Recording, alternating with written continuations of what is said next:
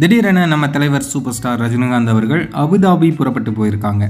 இன்னைக்கு சென்னை ஏர்போர்ட்லேருந்து தலைவர் அபுதாபிக்கு போயிருக்காங்க. அபுதாபிக்கு எதுக்காக திடீர்னு தலைவர் போயிருக்காரு அப்படின்னு கேட்டிங்கன்னா, ஒன்றும் இல்லை. இப்போ வேட்டையின் படம் தலைவரோட போர்ஷன் எல்லாமே முடிஞ்சிருச்சு. தலைவர் எப்போதுமே ஒரு படம் முடிச்சிட்டார் அப்படின்னா கொஞ்ச நாள் வெளிநாடுகளுக்கு போய் ஓய்வு எடுக்கிறது வழக்கமான விஷயந்தான். அதனால தான் தலைவர் இப்போ வேட்டையின் படத்தை முடிச்சுட்டு அபுதாபிக்கு போயிருக்காங்க ஓய்வுக்காக. அபுதாபியில் ஒரு 10 நாள் தலைவர் தங்க போகிறதா ஒரு தகவல் கிடச்சிருக்கு. அதன் பிறகு தலைவர் அபுதாபியிலேருந்து வந்த உடனே பார்த்திங்கன்னா, தலைவர் கூலி படத்தோட படப்பிடிப்பில் பங்கேற்க போகிறாங்க. கூலி படத்தோட படப்பிடிப்பு ஜூன் 6ஆம் தேதி துவங்க போகிறது அப்படின்னு ஒரு தகவல் வெளியாயிருக்கு.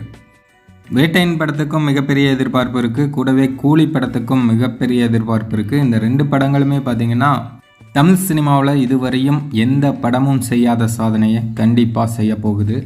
அது மட்டும் இல்லாமல் அடுத்ததாக ஜெயிலர் 2 படமும் தயாராகிட்டுருக்கு. ஸோ தொடர்ந்து தலைவருக்கு ஹாட்ரிக்கான 1000 கோடிகள் வசூல் செய்யும் படம் கிடைச்சாலும் ஆச்சரியப்படுறதுக்கு இல்லை.